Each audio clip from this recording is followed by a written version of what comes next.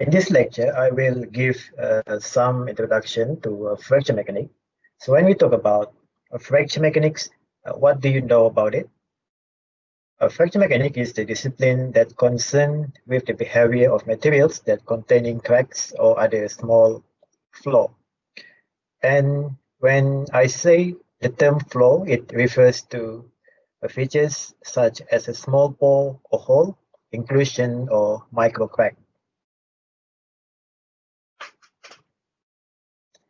In fracture mechanics, what we want to know is the maximum stress that a material can withstand if it contains flaw of a certain size and geometry. Fracture toughness measure the ability of material that containing a flaw to withstand and applied loading. And here are some issues that we can relate to this chapter. The first one is how cracks can lead to a failure. And secondly, how do we quantify fracture resistance? How do the fracture resistance differ for different types of materials? And the third one is the estimation of stress to fracture. And finally, the loading rate, loading history, temperature effect on the material's behavior. So what does it mean by fracture mechanics? A fracture mechanic refers to the mechanics of a solid that containing planes of a displacement, discontinuity of cracks with a special attention to their growth.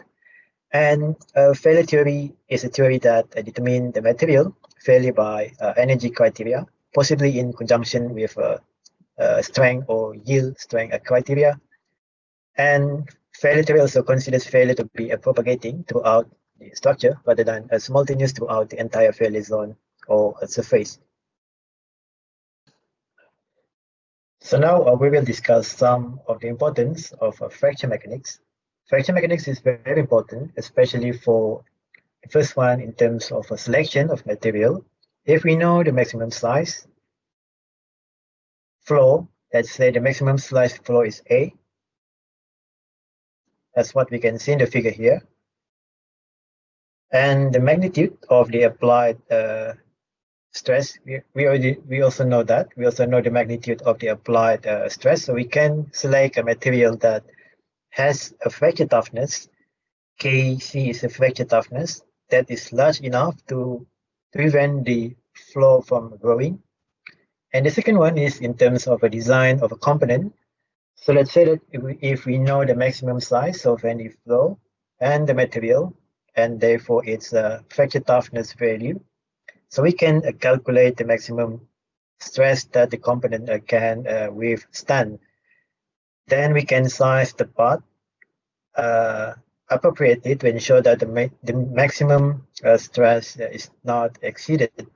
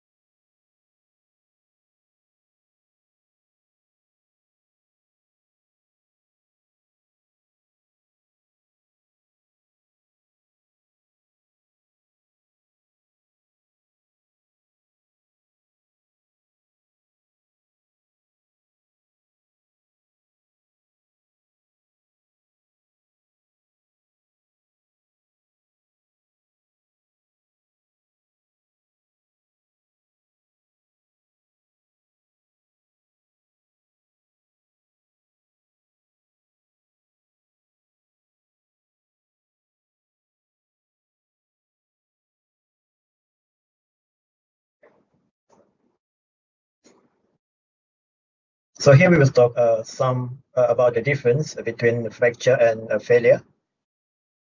We can define fracture as separation or fragmentation of a solid body into two or more parts under the action of induced or applied stress.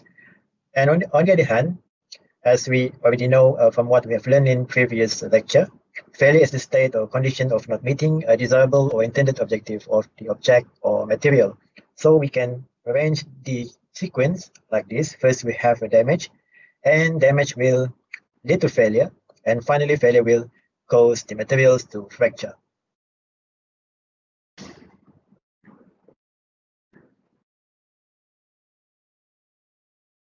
So now we will discuss the types of fracture. We have two types of fracture. First, we have a ductile fracture, and we have a brittle fracture.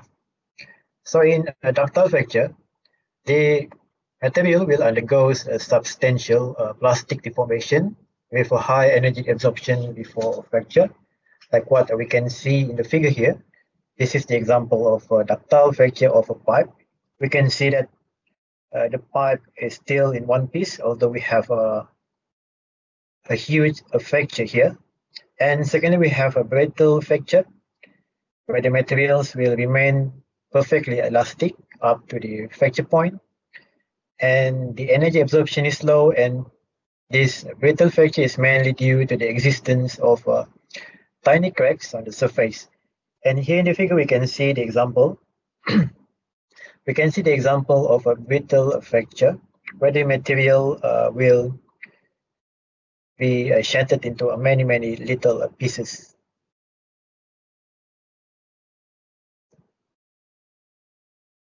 There are two types of fracture modes. The fracture modes can be classified as the first a creep fracture and a fatigue fracture. So in a creep fracture, it occurs in metal, usually at a high temperature. It is a continuous deformation of material under a constant loading. And on the other hand, fatigue fracture is a failure mechanism that involves the cracking of materials due to the cyclic or fluctuating stress. And one of the important factors about fatigue development is that fatigue cracks can be initiated and propagated at a stress that well below the yield strength. And also, the fatigue failure is a brittle-like, relatively a little plastic deformation, even in a normally ductile material, and thus it can happen suddenly and catastrophic. So when a crack is present in a material, there is a critical stress that must be exceeded in order for the crack to grow. So we can write down the relationship like this: the sigma m must be larger than the sigma c. In order for the crack to grow, the crack tip stress must be larger than the sigma c, that is the critical stress.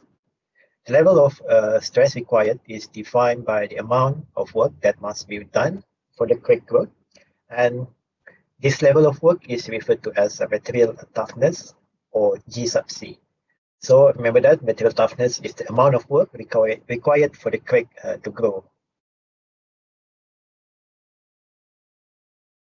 So when G sub C is low, a low G sub C indicates that the crack growth is easy, such as what happened in materials such as glass or cement. And when the G sub C is high, it indicates that the crack growth in the material is difficult, like what we have in a material such as a copper or in a plastic composite.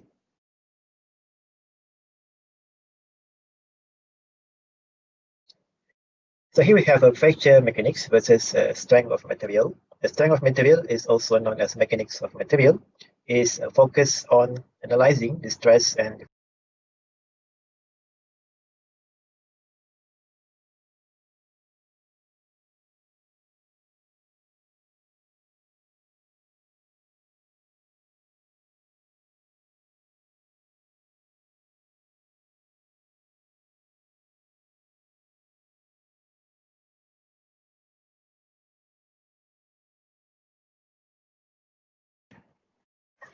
fracture mechanics is a methodology that is used to predict and diagnose a failure of part with an existing crack or flaw.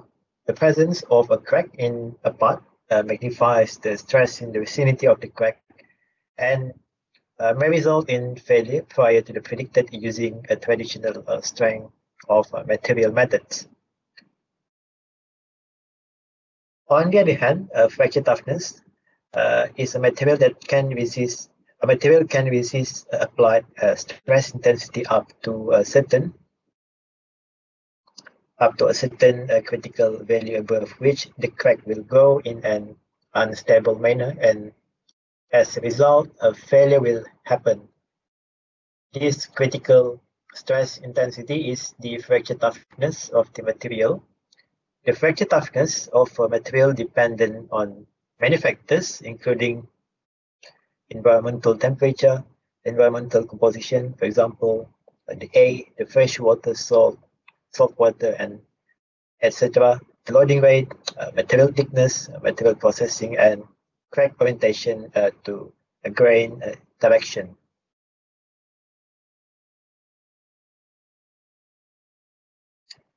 So what do we have here? We have a duck head, and this is just to show you the analogy of a failure mode. And this figure will help you in the visualization of different types of crack. So let's consider the opening of beak of a duck as a crack. So in mode 1 or opening mode, like what we have here, displacement is normal to the crack surface, and this type of failure mode is caused by a loading that is perpendicular to the crack plane. And in mode 2, or what we call as a sliding mode, displacement is in the plane of the plate and forces are parallel to the crack plane and perpendicular to the crack line. And here in mode 3, or what we call as a tearing mode, it can be described as out of plane shear, where the forces are parallel to the crack surface and to the crack line. The process of a fracture can be divided into two general components. First, we have a crack initiation, and secondly, we have a crack propagation. Two categories of fractures, like what we have discussed previously, are ductile fracture and a brittle fracture. The ductile fracture, it comes with a significant plastic deformation, and on the other hand, the brittle fracture has little or no plastic deformation, and most of the time is catastrophic in nature.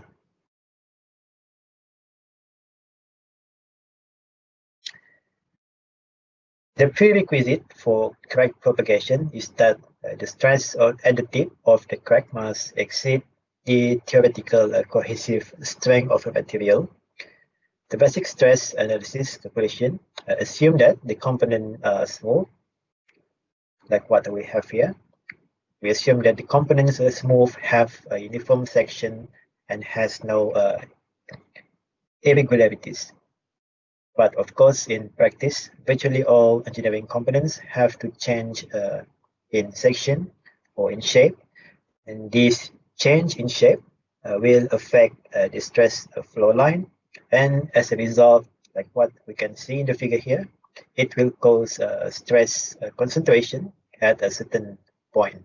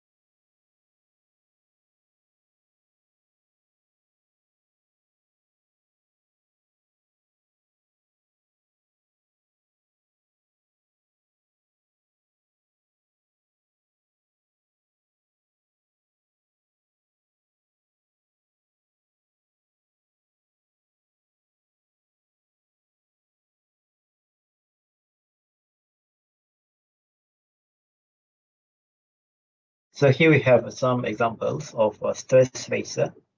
We can see in the figure here we have a different color. The red color shows the maximum stress, and the minimum stress is indicated by a blue color. And this color is generated when analysis was conducted using software such as ANSYS or SolidWorks finite element analysis. A stress concentration, often that we call as a stress tracer, is a location in an object where the stress is concentrated. An object is stronger when force is evenly distributed over its area. So here we can see that in the reduction area that caused by a crack or notch will result in localized increase in stress. So here in the figure, for example, when the area reduced, as we can see here, we can see that the stress will be concentrated in the reduction area.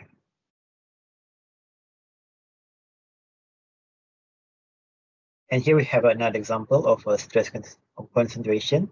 The image shows a component that will have a roller. This is the roller on the smaller diameter shaft on both ends. And in the first figure here, at the top here, we have a very small 0.01 inches radius at the step up, what we can see here. And now when we increase the diameter to 0.08 to see how much we can reduce the stress. So we can see that the stress have gone down from 14,419 psi all the way down to 3,873 psi when we add fillet to that corner.